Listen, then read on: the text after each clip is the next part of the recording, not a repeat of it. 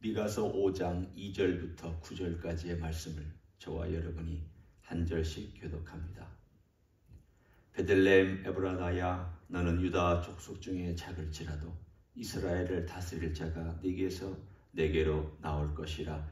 그의 근본은 상고의 영원에 있느니라. 그러므로 여인이 해산하기까지 그들을 붙여 두시겠고 그 후에는 그의 형제 가운데 남은 자가 이스라엘 자손에게로 돌아오리니 그가 여호와의 능력과 그의 하나님 여호와의 이름의 위엄을 의지하고 서서 목축하니 그들이 거주할 것이라. 이제 그가 창대하여 땅 끝까지 미치리라. 이 사람은 평강이 될 것이라. 아수르 사람이 우리 땅에 들어와서 우리 궁들을 밟을 때에는 우리가 7 목자와 8 군왕을 일으켜 그를 치리니 그들이 칼로 아수르 땅을 황폐하게 하며 님으로 땅 어귀를 황폐하게 하리라. 아수르 사람이 우리 땅에 들어와서 우리 지경을 밟을 때에는 그가 우리를 그에게서 건져내리라. 야곱의 남은 자는 많은 백성 가운데 있으리니 그들은 여호와께로부터 내리는 이슬 같고 풀 위에 내리는 단비 같아서 사람을 기다리지 아니하며 인생을 기다리지 아니할 것이며 야곱의 남은 자는 여러 나라 가운데와 많은 백성 가운데 있으리니 그들은 스풀의 짐승들 중에 사자 같고 양떼 중에 젊은 사자 같아서 만일 그가 지나간 즉 밟고 찢으리니 능히 구원할 자가 없을 것이라. 네 손이 네 대적들 위에 들려서 네 모든 원수를 진멸하기를 바라노라. 아멘. 4장에서는 메시아가 온 후에 어떤 일들이 일어나느냐라고 하는 메시아 나라에 대해서 얘기하고 있다면 5장은 그 메시아 그분의 정체를 밝혀주고 있습니다. 그러니까 나라를 먼저 얘기하고 그 다음에 그 나라의 주인이신 분을 얘기합니다. 5장은 참 신비롭고 그러나 동시에 한 구절 구절이 너무 자세하게 예수 그리스도에 대해서 밝혀주고 있습니다. 처음 동방에서 목자들이 왔을 때 별이 오다가 사라졌기 때문에 우리가 어디로 가야 될까를 몰라서 예루살렘으로 찾아갑니다. 그래서 헤로데게로 당신 나라의 왕이 났는데 우리가 가서 경배를 하려고 한다. 어디로 가야 되느냐 물었더니 헤롯이 서기관들과 성경을 잘하는 사람들을 불러 모았더니 그들이 이곳을 딱 찾았습니다. 그리고는 메시아가 나면 어디서 나겠느냐 그랬더니 5장 2절을 딱 집어서 베들레헴입니다. 그래서 그 동방 박사에게 베들레헴이라는 곳을 알려주는 이야기가 복음서에 등장합니다. 그만큼 이 미가서는 지난 긴 세월 동안 헤롯도 인용했고 헤롯 주변에 있었던 박사들도 인용했고 성경을 아는 많은 교부들이 본문을 보면서도 감동받았고 우리도 오늘 지난 2000년 동안 계속해서 많은 사람들이 봤고 감동받았던 이야기를 또 이 아침에 같이 나눕니다. 예수님이 누구신가? 적어도 대여섯 가지를 물론 그보다 훨씬 많지만 그분의 생애, 그분의 출신 이런 등등을 우리가 한번 살펴보면 복음서에만 예수님의 이야기가 있는 게 아니라 구약에도 있고 그 중에 특별히 이런 예언서 같은 경우 예수님을 중점적으로 다룬 본문에는 그런 이야기가 있구나. 놀라운 하나님의 비밀을 예수님 탄생하시기 전 750년, 800년 전에 미리 주시고 물론 그 전에도 창세기 3장 15절부터 주셨고 아브라함 때도 주시고 물론 그 전에 또 주시고 계속 주셔왔지만 이렇게 구체적으로 주신 것이 없을 정도로 오늘 미가서는 말씀합니다. 첫째, 그분의 출신 누구냐? 오늘 제가 지난 토요일 날도 잠깐 말씀을 나눴습니다만 근본이 상고에 영원에 있다. 상고라는 말은 잘 안 쓰는 단어입니다. 이렇게 생각하시면 됩니다. 아주 까마득한 옛날, 그걸 상고라고 보통 얘기를 하죠. 그렇지만 그것은 시간의 개념으로 우리가 인간적인 표현이지, 정확하게 말하면 영원 전부터, 그러니까 시간이 탄생하기 전부터, 이 세상이 창조되기 전부터 그냥 있는 분이다라는 그런 말을 우리 인간적인 시간적인 표현으로 한 것뿐입니다. 그냥 계신 분이었다라는 뜻입니다. 누가 만들어서 생긴 분도 아니다. 누가 에너지를 집어넣기 때문에 움직이는 분이 아니다. 그분은 그냥 스스로 있는 분이다 라는 표현을 이렇게 인간의 시간의 언어를 통해서 표현한 것뿐입니다. 그러면 여러분 이런 질문을 할 수 있습니다. 아니 이렇게 명확하게 다스릴 자가 유다 족속 중에 나온다고 말하고 있는데 그분이 하나님하고 같은 본질을 가지고 있는 분이라는 것이 명확하게 구약에 있는데 왜 유대인들은 메시아가 하나님이라는 것을 인정을 안 합니까? 지금도 그들의 신학에는 메시아는 하나님이 아닙니다. 메시아는 믿고 있습니다. 앞으로 메시아가 올 거라는 걸 그들은 믿고 있습니다. 근데 메시아는 신이 아니다라고 믿고 있습니다. 왜 그럴까요? 그들의 신학이 갇혀 있는데 왜 그들의 신학이라는 말을 제가 써야 되냐면 유일신이라고 하는 그 신학에 딱 갇혀 있습니다. 하나님은 한 분이다. 우리도 하나님 한 분이라고 믿고 있죠. 그렇지만 삼위일체를 우리는 믿고 있잖아요. 그들은 이 삼위일체를 받아들일 수가 없습니다. 어떻게 메시아가 하나님이냐? 모순되지 않느냐? 하나님은 한 분이시니 라고 하는 이 말과 예수님도 하나님이다 라는 이 말이 서로 배치가 되니까 이거 버려버린 겁니다. 이 해석을 버려버린 것입니다. 우리는요, 모순되지만 받아들입니다. 성경의 진리가 인간이 다 이해하도록 주신 건 아닙니다. 인간의 머리로 다 따져보고 맞다, 이해가 된다, 그렇게 이해하라고 주신 말씀이 아닙니다. 어떤 건 이해합니다. 성령께서 감동으로 우리를 이해시켜 주시고 우리의 이성과 또 우리의 상식과 또 우리의 감정과 이런 것이 어떤 공통분모가 있기 때문에 우리가 충분히 받아들일 수 있는 것이 있습니다. 하지만 받아들이기 어려운 것들도 성경 전체에 깔려 있습니다. 천지창조. 우리가 흔히 얘기하는 예지만 천지창조. 인간의 이성으로 받아들이기 어렵습니다. 예수님이 여인을 통하여서 이 땅에 태어나서 인간이시고 하나님이시다. 받아들이기 어렵습니다. 예수님 하나님이시니까 삼위일체 하나님, 성부 하나님, 성자 하나님, 성령 하나님, 삼위일체 하나님 받아들이기 어렵습니다. 인간의 이성으로 이해가 안 됩니다. 그러나 성경은 이런 이야기가 이미 구약에도 언급되어 있지만 우리는 이것을 믿음으로 내가 이해하지 못해도 하나님이 말씀하셨으니까 이보다 얼마나 더 명확하게 말씀하십니다. 여러분이 어떻게 표현합니까? 오시는 메시아가 하나님이라는 것을 이보다 더 명확하게 달리 표현할 방법이 없습니다.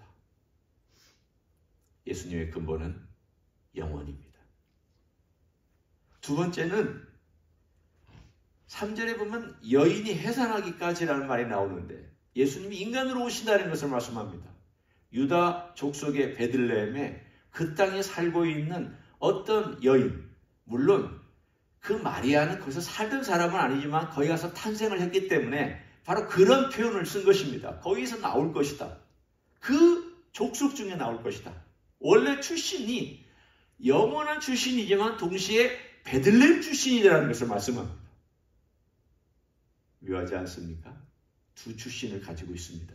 하나는 영원전, 또 하나는 베들레헴. 두 출신을 가지고 있는 그야말로 기묘한 분이 너희들에게 다스릴 자로 올 것이다. 얼마나 정확합니까? 그런데 이분이 4절에 보면은 세 번째입니다. 어떤 분이냐? 여호와의 능력과 그의 하나님 여호와 이름의 위엄을 의지하고, 이분이 인간으로 오셔서 하나님이신데 인간으로 오셔서 여인으로부터 태어나서 누구를 의지하고 사시냐면 여호와의 능력과 그의 하나님의 이름의 위엄을 의지하고 사십니다. 인간을 의지하지 않습니다. 예수님 누누이 그런 말씀을 본인의 입술로 말씀하셨습니다. 나는 사람에게 나 자신을 의탁하지 않는다. 사람의 평가에 나 자신을 맡기지 않는다. 내가 사람의 인정을 쫓아가지 않는다. 예수님 말씀하시기를 나는 아버지와 하나고 나는 아버지의 뜻을 행하기 위해서 이 땅에 왔고 나는 아버지와 늘 교통하면서 산다. 아마 그런 이야기를 제일 많이 발견할 수 있는 곳이 있다면 요한복음일 것입니다. 요한복음의 주제는 하나님과 예수님께서 얼마나 친밀한 가운데 우리를 사랑하신 빛으로 생명으로 그리고 우리를 위하여서 이 땅에 주신 사랑으로 오셨는지에 대한 이야기입니다. 그 아버지의 사랑과 아버지의 빛이심과 아버지의 그 우리를 향하신 생명이 예수 그리스도라는 이분을 통해서 그 아들을 통해서 어떻게 우리에게 왔으며 우리는 그것을 받고 어떻게 빛 가운데서 그리고 생명 가운데서 사랑 가운데 살아가느냐, 그 이야기가 요한복음입니다. 아버지, 아들, 우리. 오늘 그 이야기 중에 나는 아버지를 전적으로 의지한다. 의지하는 것은 두 가지가 있습니다. 내가 너무 약하고 힘들어서 비실비실거리기 때문에 지팡이를 의지하는 것처럼 의지하는 그런 의지가 있지만 오늘 여기서의 의지는 하나됨, 친밀함, 그리고 온전한 순종, 이것을 말씀하고 있습니다. 예수님의 생애 전체를 보여주고 있지 않습니까? 저는 이걸 보면서 그런 생각을 했습니다. 아, 이건 예수님의 생애다. 그분의 생애를 요약한 것이다. 아버지와의 관계를 얘기하고 있는 것이다. 4절 초반이. 그 다음 4절 두 번째가 우리와의 관계를 얘기하는 것이다. 서서 목축한다고 되어 있습니다. 서서 목축한다. 왜 서서 목축하느냐? 양떼를 돌보려면 서 있어요. 목자가 앉아있으면 안 됩니다. 목자가 앉아있다는 건 상징적으로 그래, 양들아, 너는 그냥 푹 떠다라. 나는 그냥 쉬겠다. 이런 표현이라면 서서 목축한다라는 뜻은 뭐냐면 내가 늘 지켜보고 양떼의 형편을 알고 내 양떼를 돌보는 목자라는 뜻입니다. 우리와의 관계를 얘기해 줍니다. 앞부분이 아버지와의 관계를 얘기한다면 뒷부분은 우리와의 관계를 얘기해 줄 예수님의 생애가 목자 아닙니까? 지금도 예수님 우리를 인도하시는 목자, 선한 목자 아니십니까? 이 목자라는 단어를 안 썼지만 이 목자 이야기 아닙니까? 선한 목자 얘기 아닙니까? 우리를 위해서 생명까지도 바치시겠다고 작정하신 선한 목자가 서서 목축하겠다라고 하는 그러한 이야기 아닙니까? 그리고 다섯 번째로 그가 창대하여 땅끝까지 미치리라. 그의 다스림은 땅끝까지. 지금도 이 교회가 땅끝까지 미치고 있지만 그분이 오시면 그분의 통치는 땅끝까지 정확하게 미칠 것입니다.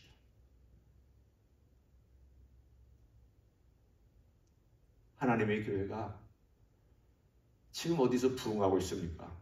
라틴 아메리카와 아프리카에서 부흥하고 있습니다. 그리고 아시아 중에 동남아시아에서 부흥하고 있습니다. 세 군데입니다. 이미 기독교가 한 번 쑥 하고 훑고 지나갔던 유럽, 하나님께서 간헐적인 부흥은 주시지만 큰 부흥은 없습니다. 대한민국 그렇게 하나님께서 다시 주실지 안 주실지 모르지만 일단은 지나갔습니다. 중국 한때 있었습니다. 지금 여전히 그것을 유지는 하고 있지만 가라앉고 있는 추세입니다. 어디에서 부흥이 일어나느냐? 라틴 아메리카, 아프리카, 동남아시아, 미얀마나 캄보디아나 베트남이나 이런 나라에서 하나님의 교회가 계속 부흥하고 있습니다. 오늘 여기 있는 것처럼 그가 창대하여 땅끝까지 미친다라고 하는 것은 바로 이런 이야기들입니다. 아, 지금 이런 것은 현재 진행형이구나. 예수님의 복음이 지금도 땅끝까지 미치고 있는 이야기를 얘기하고 있는 것이구나. 예, 그것뿐만이 아니라 그분이 다시 오셔서 다스리시는 이야기까지 다 포함되어서 그분이 얼마나 창대한 분인가에 대한 이야기. 얼마나 멋진지. 저는 이 미가서를 보면서 다시 봤습니다. 솔직하게 제가 좀 꼼꼼히 살펴봤습니다. 미가서를 보면서 야, 이거 미가서를 보니까 예수님의 생애가 다 들어있구나. 아니, 생애뿐만이 아니라 그분의 출신부터 시작해서 그분이 이 땅에 오셔서 다스리는 이 모든 것들을 다 이렇게 망라하고 있는 스펙트럼이 너무 광대한 이야기를 이 짧은 구절 속에 다 담아놨구나. 얼마나 멋지요? 얼마나 아름다워요. 아니, 몇 절 안 되잖아요. 2절, 3절, 4절, 5절. 기껏해야 5절 앞부분까지니까 넉 절 반에 해당되는 부분을 예수 그리스도의 어떤 출신과 본질과 그분의 행하는 일, 이걸 다 묘사했습니다. 딱 넉 절 반 가지고. 와, 대단한 거죠. 5절도 보세요. 이 사람은 평강이 될 것이다. 예수님 자체가, 예수 그리스도 자체가 평강이다라고. 아니, 이보다 더 어떻게 예수님을 표현합니까? 여러분이 만약 어떤 분이 구약에도 복음이 있습니까? 라고 물어보시면 예, 있습니다 라고 얘기하고, 미가서 5장이 있습니다 라고 얘기하고, 미가서 5장 2절부터 5절 상반절까지만 여러분이 읽어주고 이것이 이것이다 라고 얘기하면 대여섯 가지만 딱 요약해도 예수님이 어떤 분인지 구약에 나타난 복음, 구약에 나타난 예수 그리스도를 설명할 수 있습니다. 오늘 이런 예수님을 우리가 예수님 나의 구주로 모시고 삽니다. 얼마나 좋은지. 저는 미가서를 다시 봤습니다. 짧은 책이지만 멋진 책입니다. 이 책을 읽으시면서 그런 예수님을 다시 발견하시고, 그런 예수님에게 나아가시고, 그런 목자가 되시는 예수님께 여러분이 간구하시고, 그런 예수님의 사랑 앞에 우리의 사랑을 고백하고, 그런 예수 그리스도를 더 깊이 알아가는 여러분의 생애가 되시기를 예수님의 이름으로 간절히 축원합니다. 기도하겠습니다. 고맙습니다. 우리 예수님, 이 땅에 오시기 전에 이미 내가 간다고, 내가 갈 거라고 미가를 통하여 말씀해 주신 걸 감사합니다. 내가 여기서 태어날 거다. 나의 근본은 이런 존재다.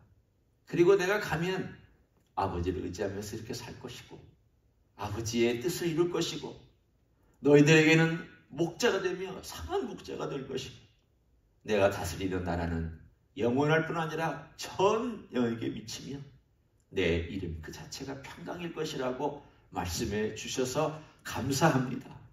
이것이 우리 이야기, 이것이 우리 주님의 이야기, 우리의 삶의 이야기, 우리의 삶을 지배하는 놀라운 복음의 메시지가 되는 줄 믿습니다. 오늘 하루도 그 메시지 가지고 살아가는 우리 모두가 되게 축복하여 주시옵소서. 이제는 우리 구주 예수 그리스도의 은혜와 하나님 아버지의 극진하신 사랑과 성령 하나님 교통하심의 역사가 오늘도 우리의 구주, 우리의 목자, 우리의 친구, 우리의 모든 것 되시는 예수 그리스도 앞에서 기도하고, 예수님과 함께 걷고, 예수님과 함께 울고 웃고, 예수님과 함께 깊이 교제하며 평생 예수님을 떠나지 않냐고 살기를 소원하는 이 자리에 참여한 모든 종들 위에와 주임제 히스기의 위에와 이미 교회들과 한국교회들과 선교사님들 위에 이제로부터 영원히 함께 하실지어다.